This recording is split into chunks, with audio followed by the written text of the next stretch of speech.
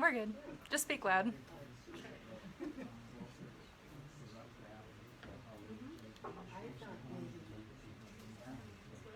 I just ask, is the mouse, how do I advance the PowerPoint? Is the mouse up? Yep, Oh, okay. Right click. All right, good afternoon, everyone. I think we'll go ahead and get started. We may have a few other stragglers come in, but at least today there's not an issue with parking like there will be in 3 weeks. Yay. I am Leslie Warren. I'm the Dean of Library and Instructional Support, which includes the Central Upper Peninsula and NMU archives. I am here today on behalf of Professor Marcus Robbins, who is our university archivist. Marcus sends his apologies. He's not able to be here today. So I appreciate such a large audience coming out. This is the first public event that we've had in the archives in quite a while, and it's good to see so many people here from the community. Many of you I know are familiar with our archives, but just to recap, the NMU and Central Upper Peninsula Archives is here to preserve the heritage of the university as well as this part of the Upper Peninsula. And we do that as a repository for unpublished works, records, and papers, manuscript collections that reflect who we are in the Upper Peninsula. You may have seen the notices over the last couple months that Professor Robbins has also been expanding his reach and expanding our impact on the Upper Peninsula. He's leading a grant-funded project from the National Archives called Uplink. It's a regional digitization network that will help historical societies and libraries throughout the Upper Peninsula preserve their works and get them digitized. So we are looking forward to that. If you're interested in more about that project, let me know, contact Marcus, or contact one of the wonderful assistants we have in the archives. Sorry, my office is upstairs in the library, so I sometimes use the wrong word, and Professor Robbins would be the first one to correct me if he were here. I do want to introduce today the employees for the archives who we have here. Working our streaming video today, we have Emily Tender. Emily is a student. She is going to graduate in December. Yep. And we're very proud of her. We have Annika Peterson, who's in the back. Annika is a graduate of Northern. She is back as our digitization specialist. Yes, that's the title. Digital project manager or something like that. But Annika has returned to us after going off, getting a master's degree in history and finishing up her master's in library and information science at Wayne State. We're very happy to have her back for this grant project.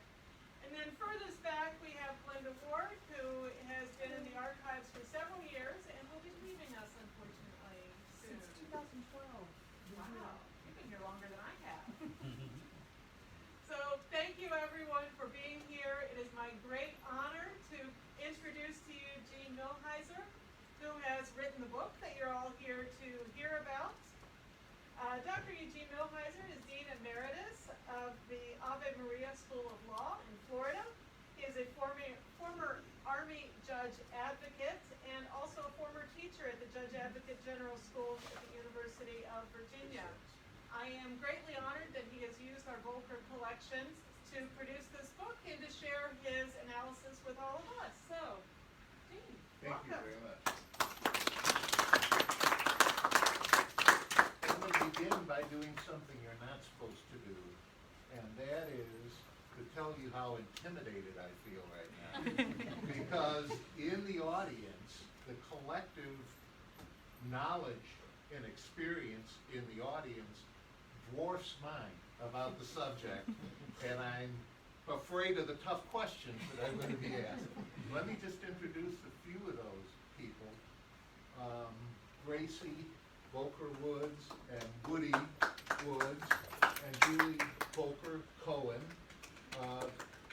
Gracie and Julie are daughters of John Voelker, and both of them and Woody have been so kind and generous of their support of this project. They gave me unfettered access to the archives.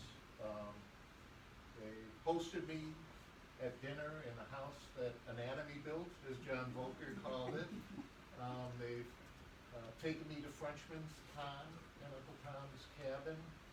And for someone who has studied this from afar, I can tell you that that is a thrilling experience that I would never forget. And I am so indebted to you all. Thank you all so much.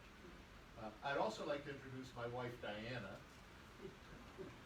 who's here keeping me straight. And afterwards, she'll tell me everything I should have said that I didn't. But no, it's good to have her here. What I thought I would do is not at a, I'm used to teaching at law school, right? So it's very much an academic atmosphere. I don't want to fall into that. What I'd like to do is to just give you an overview of the subject matter that is covered in the book, and then invite your questions, or even more importantly with this group, to add to what I know about the subject. So this is my dry run. So after all, you can all critique me. I thought it was important, though, to do the first one of these events here at the archives, because Marcus and the folks here were so supportive of me. I've been down here 3 or 4 years, and they've been very wonderful. And if you all, thank you, but if you pass it on to Marcus too, I would appreciate that. Okay, so let me see if I know how to operate this. So the name of the book is Dissecting, Anatomy of a Murder. It talks about the novel. Whoop, did that wrong. Talks about the film, but it talks about a lot more than that. It talks about John Voelker, me, or pseudonym Traver, Robert Traver, the author of the novel. Also, the defense counsel at the criminal trial of Lieutenant Coleman Peterson, and there is a treatment in the book about the crime itself and the trial itself, and also John's process of writing the novel that it was based on, and then the movie that came from that. That's the first part of the book. The second part of the book is especially important to me as a lawyer and as a litigator and as a law professor, because it would be unfair to just talk about Anatomy of a Murder as a wildly entertaining read. I call it the greatest lawyer's war story ever, or a wildly entertaining movie, because there is so much substance that John Voelker addresses in the book. Questions about evidence, ethics, morality, justice, and I try to tackle some of those in the last parts of the book. You may not know it, but Anatomy of a Murder is used in law schools around the country to teach areas like legal ethics and evidence and other things. So let me go through sort of an overview of what's in the book, and then I look forward to your questions or comments. Why is it? Okay, I guess I can advance it this way.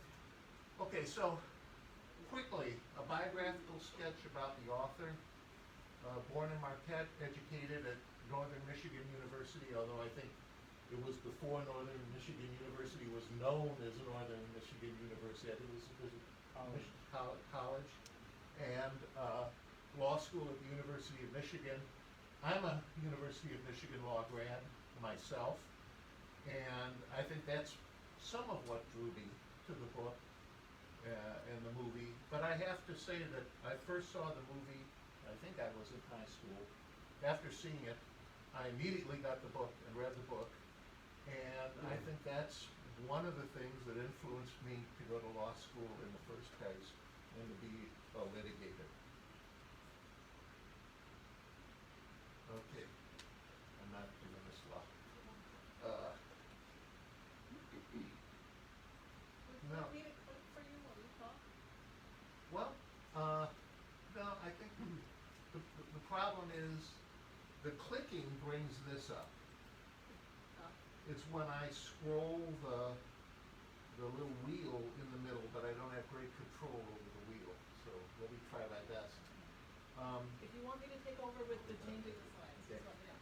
He was a longtime prosecutor from Marquette County. I think he served 7 two-year terms. And just before the case that led to Anatomy of the Murder, within a year or so before that, he was defeated in his re-election, and then became a defense counsel, in part to pay the bills. And if he had won that election, he would have probably prosecuted the case and not defended it. And what brings additional drama, and I'll show you some photos of the photos, is for a lot of reasons that seem to me, as I read through the materials, to be justified. He thought his opponent ran a disreputable campaign, and that was one of the fellows who was opposing him in court. So you had that subplot also, which I think adds to the drama. Well, I'm sorry, I'm gonna do this video again. All right, he practiced law in Chicago. One theme that runs through very clearly, not only in his published works, but in his journals, is that he disliked, and that's a mild word, cities and urban life. And he was very much felt, he called Chicago someplace where he had loneliness without solitude.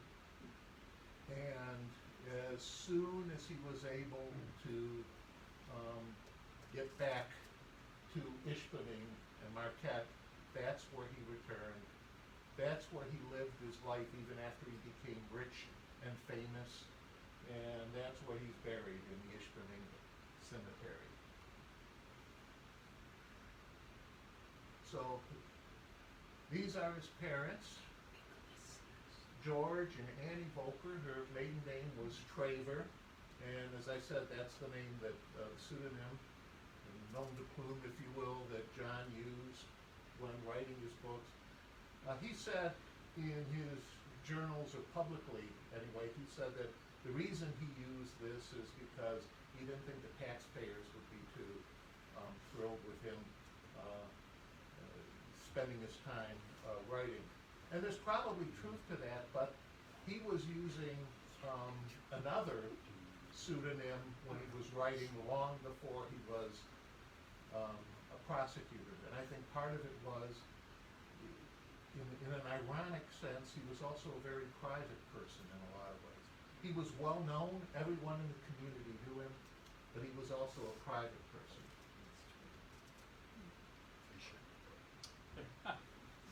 You like that photo? Yeah. Can you pick out John Voelker? Yeah. Well, the baby, the one with the arrow pointing to him. So he was the baby of the family. Annie Voelker married what was late in life in those days, and her husband had already was a widower, and already had children by the first marriage. So this is the second group of children, and John was the youngest there. Whoop, sorry, I apologize. There's the home. Yes. Dad was born in that house. Was he? In Ishpeming. In Ishpeming. So Not I Marquette. just wanted to. Oh, share I'm that. sorry. Okay, thank you. Yeah. In fact, I don't know why I put that there, because I think I had it correct in the book. But anyway, that is the Voelker home. I believe it was built in 1878. And You remember it's that, don't you? it's on It's on West Barnum Street. It was used as the office in the movie. Yep. And if you listen closely to the movie, Jimmy Stewart, who plays Paul Beagler, talks about the address, I think, being 359 West Barnum, where in real life it began with a 4. So, but even in the movie, it was true to that. So, as a child, Voelker had a very interesting life. There seemed to be two places where he spent most of his formative years. One was at the Carnegie Library that was right down the street, literally a house or two down the street, where he was described as someone who read and read. Some people say he read every book in the library. That's probably an exaggeration, but probably not too much of an exaggeration. He liked reading Horatio Alger type stories and people who prospered from poor backgrounds. Now, the other place he spent a lot of time was at his father's tavern. And I cannot confirm for 100% this is his father's tavern. It purports to be his father's tavern. And I've talked to people, they're not 100% sure. But even if it isn't, I think it's representative of what the taverns were. So think about the background that he had. Very intellectual at the library, piano, self-taught, those types of things. And then working at the tavern where he swept floors, tried to beat people with cribbage so he could have some extra spending money. And also where he picked up his real sense of the dialects of all the different ethnicities that were there at the time that are so beautifully captured in so many of his works. It's a great picture, right? So here he is as a young man. You see a little bit of a resemblance to John Wayne here, but later I'll show you a later picture where you would swear that it was John Wayne and not Voelker. Now let me tell you about this. The picture on, as you look at it, your left is John Voelker as a child. On the right is a painting that he commissioned of his son Robert after he died at a young age from surgical complications in Chicago. And I think that was maybe one of the things that pushed him over the edge and sent him back to Ishpeming and the Upper Peninsula.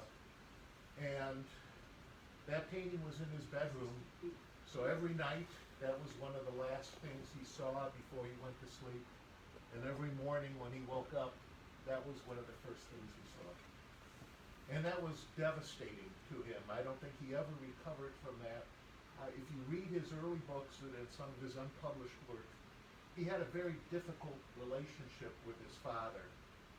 And I think he believed that Robert was his opportunity to be the father to Robert that he never had.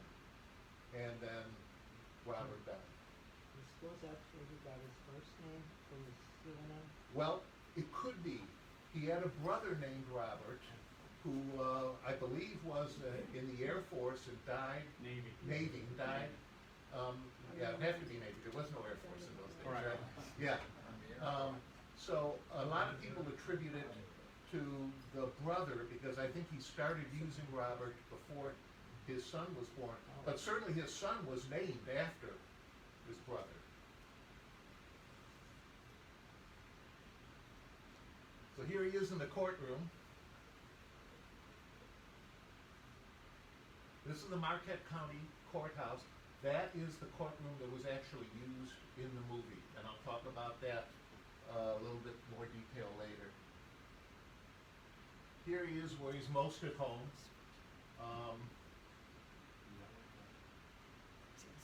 Fishing sort of was a muse for his writing in a sense that it provided the subject matter for a lot of the writing. but it was also an omnipresent distraction that kept him from writing, because he would rather fish than do anything else. So, and a lot of his books, some of them they have over there, Trout Madness, is about fishing. And other books, like Anatomy of a Murder, is not about fishing, but it provides textual background to the character, which was, I think, also very well captured in the movie. Yes, sir. His late wife once told me the two things he likes best in life, fishing and signing books. Oh. Fishing and signing books. Yeah, I just read the other day, this is an aside, that Ernest Hemingway said you have to do 4 things to be a man. You have to plant a tree, have a son, write a book, and fight a bull. I'm gonna settle for 3 out of 4. I'll let you guess which one I'm not doing. You really hate trees, don't you?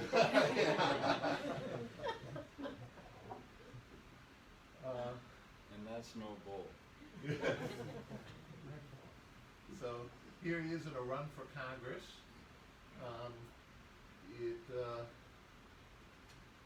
He was always involved kind of in local politics. When he was elected as prosecutor, he said that he was the first Democrat to be elected in this area since the flood. So that may have been a bit of an exaggeration, but probably not too much. Here's a photograph of him when he was appointed as an Associate Justice to the Michigan Supreme Court. There's a great story on how that happened. Governor Eugene Williams wanted to fill a vacancy with a so-called Upper Peninsula vacancy, because there had always been one justice on the court from the Upper Peninsula. So they brought some candidates in to interview, and they all asked the same questions. And when Voelker was asked, well, why are you interested in this job? Unlike the other candidates that talked about, wax poetically about justice and all that, he basically said, well, I could really use the money. And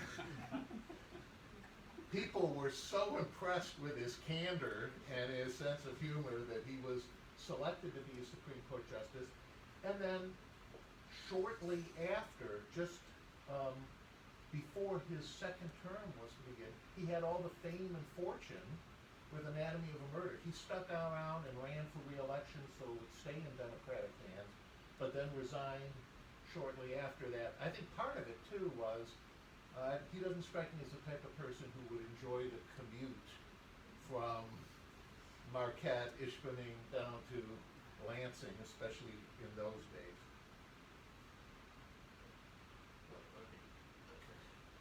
Okay, so the first few chapters in the book I talk about John Voelker's early life, his life as a prosecutor up in Marquette. Then I was able to see a lot of the original documents that dealt with both the crime itself and the trial.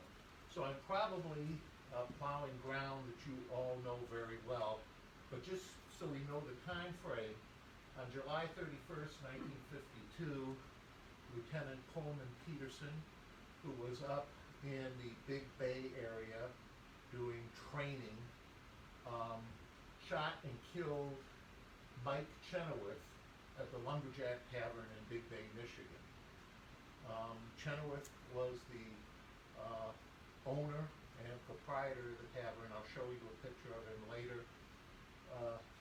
Lieutenant Coleman's wife, Charlotte, claimed that Chenoweth had raped her shortly before Lieutenant Peterson grabbed his gun, drove over to the tavern, and killed him in front of a crowd. I mean, one of the things Voelker was faced with as a defense counsel is he didn't have a lot of options, right? Because it was basically a public execution, and there was only so much he could try to do to defend the lieutenant. Here's a newspaper from the time. As you can imagine, this was a really big deal in a smaller community. I mean, down in Chicago, murder, okay, well, here, this was a big deal, and it was a big deal for a lot of reasons, too, because it pushes a lot of hot buttons.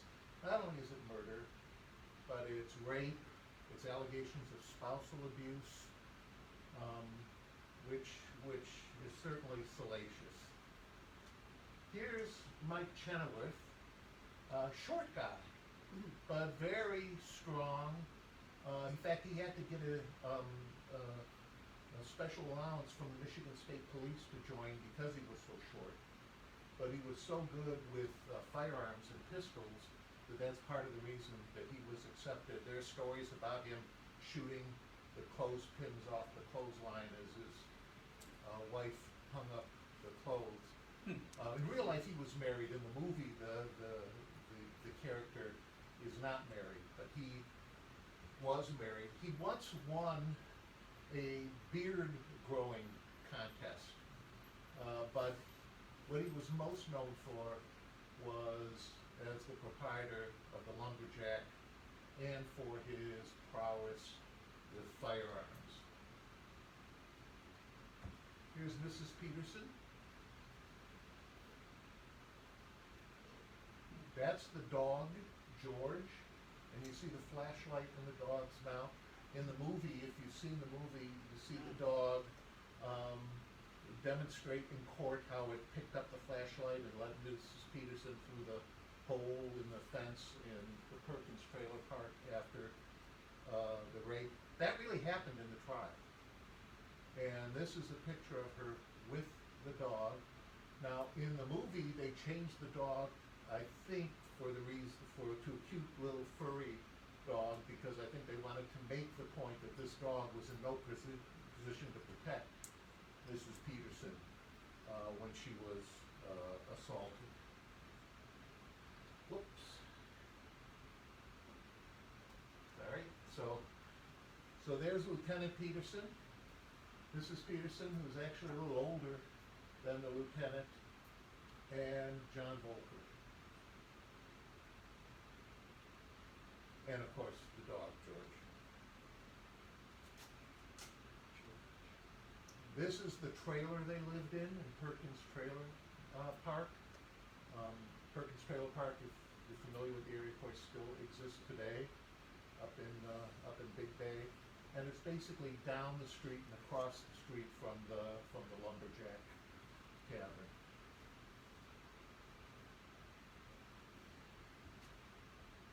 Here's the Lumberjack in those days. Of course, there weren't any lumberjacks around at that time. The times have been cleared. So you had a lot of Army folks there and training, tourists, and others who frequented the place. This was one of the photos that was introduced at the trial when Lieutenant Peterson killed Chenoweth. What he did is he took a German Luger that he had obtained during World War II, took it with him, went into the tavern, basically walked through the door, walked toward Chenoweth and shot him. Chenoweth fell to the ground, and then he walked up to the bar and even stepped on the railing and reached over and shot down. One of the early shots that knocked him down either missed or just barely grazed him. And you can see the mirror and some of the alcohol that was destroyed with that shot. One of the patrons at the bar said that what he really disliked about the whole crime was that, yeah, he destroyed some top shelf alcohol. So here you can see Chenoweth laying behind the bar, and Peterson had walked over to the bar and reached over and finished him off there. I got to know now the proprietor of the Lumberjack, and one of the things he got when he bought the place was Chenoweth's pistol. So this is the pistol that Chenoweth had in a holder that he had made under the bar in case someone had come in to challenge him. He just didn't have time to get it this time. And you can see his initials, his name in the pistol. Okay, so the trial began in September of '52. It lasted 8 days. It was tried in the Marquette courthouse, and Peterson was acquitted based on defense of temporary insanity. And if you think about Voelker's options, really there are many options, right? There's no alibi. He was not justified as defense of another because too much time had passed between the alleged rape and the homicide. And it was hard for him to argue a typical type of insanity because it is clear that Lieutenant Peterson was of sound mind before the shooting and after the shooting. So, based on what an Army psychiatrist said and sort of Voelker's deft leading of the defendant in the so-called lecture, which I treat in the book, this temporary insanity defense was raised and proved to be successful.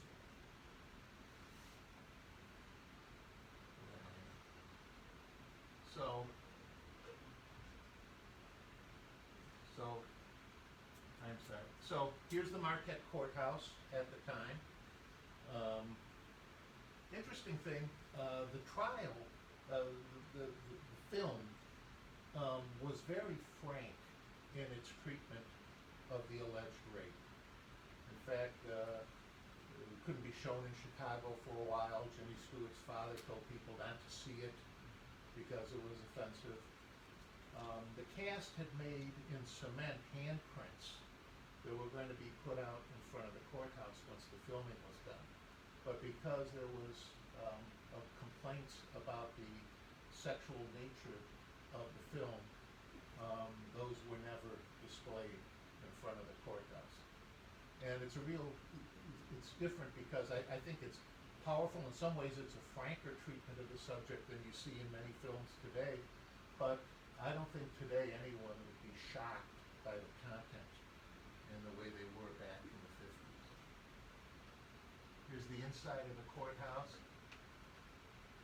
Today, even today, if you go to the marble steps, you can see scratches and marks in the marble steps, bringing all the equipment in to actually film the trial in the courthouse where it actually took place.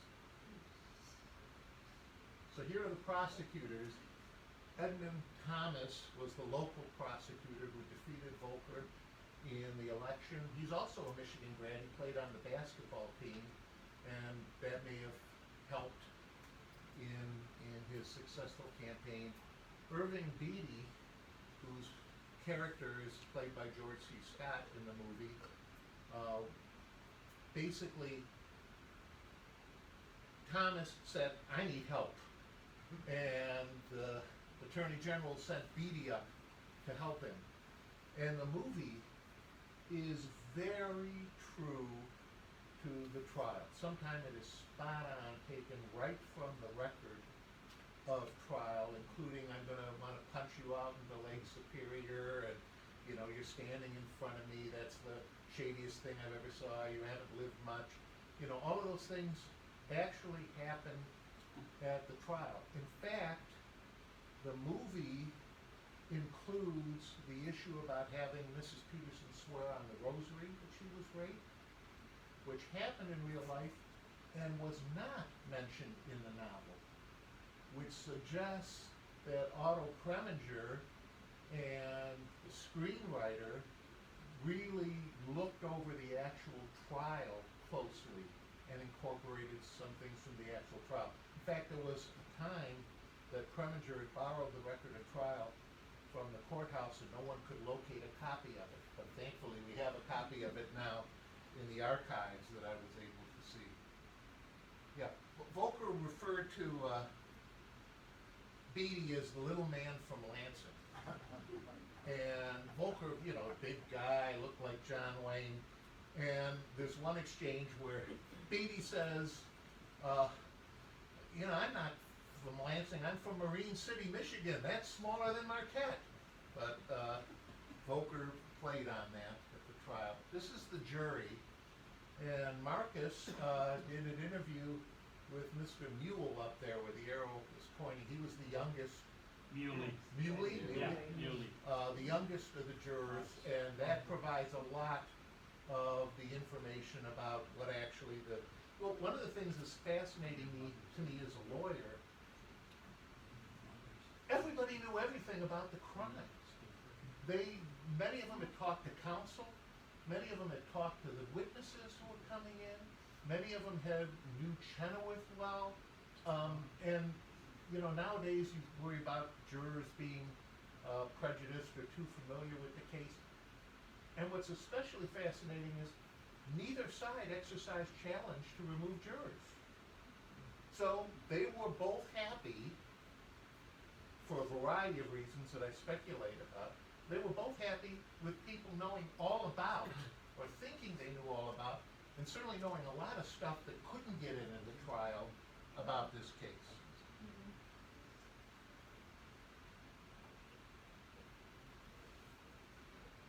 So, Voelker, after a few false starts, wrote the novel based on the trial. For a long time he denied it was based on the trial, but I think that was because of lawsuits that he did that. Later in life he admitted that it was based on the trial. His original is interesting. He writes a lot of the stuff in a green pen, and then he has arrows and cross-outs and everything. This is before the days of word processing where you can just, he said his secretary who typed it was the first person who translated his novel into English. And he had several false starts at the beginning. He was going to be the prosecutor in the case, but eventually wrote the novel. It was way too long. Publishing houses, at least two, rejected it, saying, well, you write well, but this is way too long.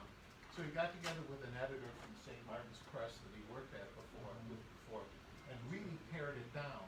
But even pared down, it was much longer than your typical novel, and it sold for $4.95 rather than $3.95 because of its length. I hesitate to say that because you may have sticker shock when you see the price, but times have changed. See, where are we here? So Voelker tried to, through the use of his pen name, try to deflect a lot of attention, but it soon became apparent who was the author of the book, and that it was really John Voelker. It was a bestseller, 65 weeks on the bestseller list, and a record number of weeks at number 1. So, Voelker's wife said, you probably have heard this story, she said that she realized he was successful when she was at a train station in Chicago and saw somebody carrying the book. And said, oh, well, I guess he is successful. So here's a bestseller list where you see Anatomy of a Murder listed number 1. Another bestseller promotion. Again, all the fame is followed. Voelker originally thought that the novel might be successful enough that he could remodel the kitchen. And he very much underestimated not only the novel, but especially the film. I'll tell you a quick story about the film. Otto Preminger was really interested in doing a movie. He had to settle lawsuits and do other things. He called Voelker and offered him some money for the film rights, and Voelker says, I'll take it. And Preminger says, wait a minute, there's more. And then talked about how he would get a percentage and the other thing. He says, well, I'll take that. And it's a good thing that they did that because he earned hundreds of thousands of dollars at a minimum from all the rights to the movie. Here he is in life. I don't have it here, but the fellow who played the judge in the movie was renowned at the McCarthy hearings for saying, have you no decency? And Preminger had approached people like Burl Ives and Spencer Tracy to play the role, but if you think about, a producer wants to do two things, right? He wants to create a great film, and he wants it to be commercially successful. And Welch was probably the most famous lawyer in the United States at that time. And also, I think you need somebody with that type of gravitas to ride herd on Jimmy Stewart and George C. Scott when they're yelling at each other in a courtroom, because those are two pretty powerful folks. Welch was the highest paid actor on the film. A lot of people don't know this. No. Also, if you look at the jury, you see a woman at the end in a polka dot dress. That's his wife. And one of the conditions Welch had for doing the film is that his wife could sit on the jury. So, here's the film. I mean, a great director, a great cast. It didn't win as many awards as it should have, because that was Ben-Hur's year. And, Here's the jury. yep.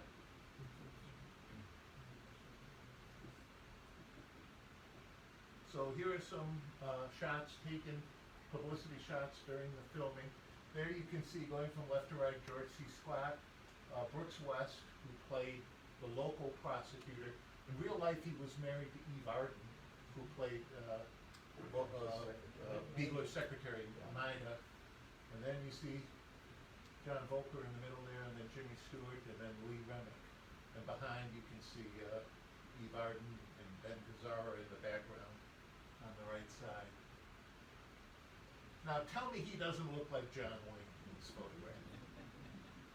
I mean, if I didn't tell you, wouldn't you think that's Jimmy Stewart and John Wayne talking to Otto Preminger? I mean, to me, that's uncanny. Jimmy Stewart commented on how much he looked like John Wayne.